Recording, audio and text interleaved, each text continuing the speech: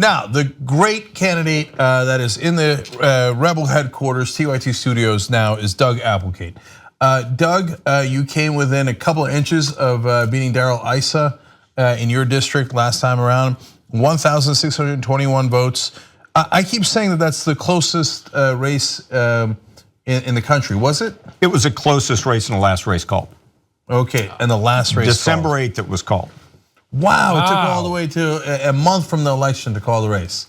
Okay, so you obviously stand an excellent chance of winning because you almost won last time.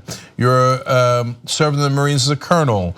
The district is barely Republican, +1, right? So next time around, R +5. You think it's you +5? Yeah. Okay, so your fundraising so far, though, that's the thing. With progressive, sometimes the fundraising's hard. Wrong, $724,000 so far. Oh, wow. Okay, so Doug's not messing around, okay? So I assume that all the Democrats are behind you, right? Well, they will be. They're gonna have to be because nobody else can win that district. It's something that Darrell Issa's average margin of victory up until last year was 30,000 votes. There's 50,000 veteran households, and that's just not 50,000 votes. That's 50,000 veteran households with partners and spouses, children and grandchildren, extended family, and extended friends. And that's why in just 68 days of campaigning, we should have beaten Darrell Issa. If we would have had another 7 days or some real help in Orange County, you'd be talking to Congressman Applegate right now. And I'd be happy to be here talking about the same issues. That's right. So what do you mean if you had help in Orange County? Well, there aren't any go teams. There wasn't any door slates hung on a single doorknob in Orange County. And everybody needs to understand, I beat Darrell Issa by 6.5 points in San Diego and outperformed the presidential candidate Hillary Clinton.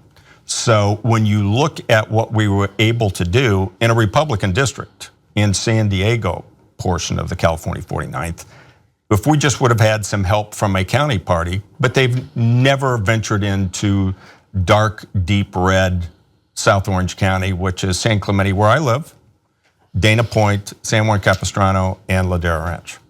So, Doug, you're just Democrat. That means you're real progressive, and you're not taking corporate PAC money. And you're also described as a Bernie supporter. You think that might have had something to do with not getting more help last time around? I don't know, because I've quite frankly, even after they started supporting me, they were surprised at how well that we did. I think that if they knew what the potential was there, they would have given 2 or 3 more weeks of additional support in August, because we were there after the primary. We were within 4 points, four points and change of Darrell at the primary. And they really didn't come in until after Labor Day. So that was 68 days. I think that, look, I ran on principled issues that I didn't change over the last 3 years. And I'm doing the same thing this time around. So I think that's what you have to do to beat somebody like Darrell Issa. Darrell Issa is not the problem, he's a symptom of the problem. So what do you think is the actual problem? Money. I think that if you're gonna talk about the things that are important to our campaign, Team Applegate, you aren't gonna get to 100% renewables unless you do something about money in politics.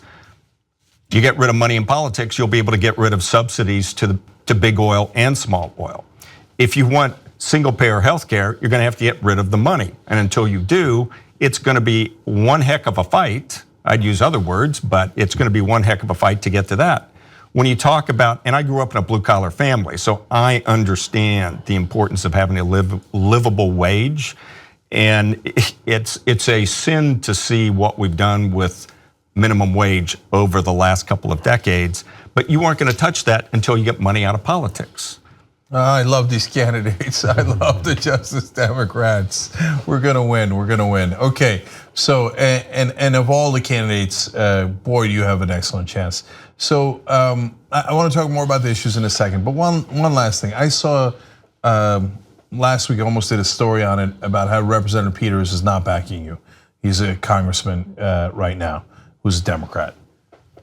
That drives me crazy, right? And I think it's in a lot of ways it puts, if I can say it, a lie to the idea that they just want to be practical and pragmatic, right? I mean, what could be more practical than supporting the candidate who had the closest election of the last cycle and who's raised all this money, who has this great background, who's right on the issues, etc. So, what do you think's happening there, Doug? Well, I think you need to follow the Benjamins, because all of these congressmen that are starting to climb into other candidates in list of endorsements, they've always been friendly to me. They've always talked to me, and they'll go out of their way to say hello. So they're either hedging their bets because they know the candidate they endorsed isn't going to be there at the primary, or it's a question of money. I mean, people like to throw around money no matter where you are in the electoral process. The primary is no different. I have to point this out.